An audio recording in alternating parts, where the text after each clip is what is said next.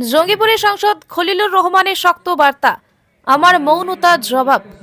জঙ্গিপুরে Mackenzie ময়দানে MP cup football টুর্নামেন্টের উদ্বোধনী মঞ্চে এক জ্বালাময়ী ভাষণ দেন সাংসদ খলিলুর রহমান। বক্তব্যের একাংশে তিনি বলেন, আমি কথা কম বলি, কিন্তু কেউ দুর্বল ভাববেন না, আমি মৌন থাকি, এটা আমার জবাব। আমি চোখ বন্ধ করে শুনি, কিন্তু যেদিন আমি চোখ খুলব সেদিন কিন্তু ঘরে থাকবেন। সাংসদ খলিলুর রহমানের এই বক্তব্যে উপস্থিত জনতার মধ্যে কৌতূহলের সঞ্চার হয়েছে। কার প্রতি ইঙ্গিত করে এমন মন্তব্য করেছেন তা নিয়ে শুরু হয়েছে আলোচনা।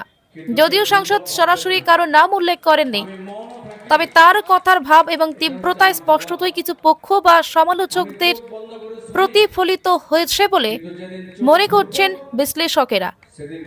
মঞ্চে উপস্থিত থাকা অন্যান্য গণ্যমান্য ব্যক্তিরাও এই বক্তব্য শোনার পর চুপচাপ ছিলেন। তবে স্থানীয় রাজনীতির পরিপ্রেক্ষিতে এটি একটি গুরুত্বপূর্ণ বার্তা হিসেবে গণ্য করা হচ্ছে।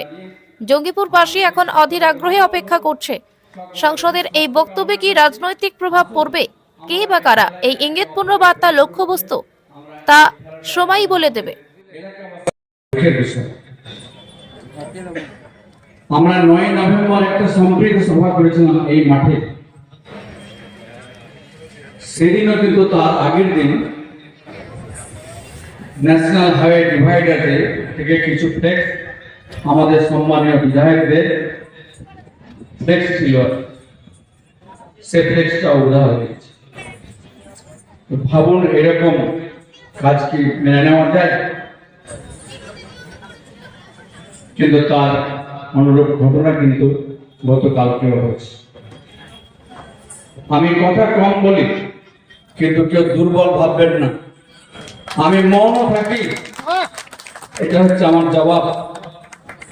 আমি চোখ বন্ধ করে শুনি, কিন্তু যেদিন চোখ খুলব সেদিন কিন্তু ঘরে থাকি,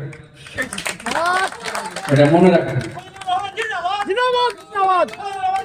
সকলকে আমি শুভেচ্ছা অভিনন্দন জানিয়ে আগামী দিন সকলের মঙ্গল হোক, সকলের সুস্বাস্থ্য কামনা করছি।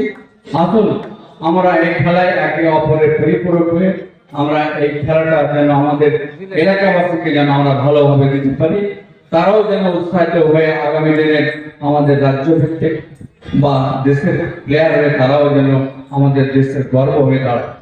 ধন্যবাদ।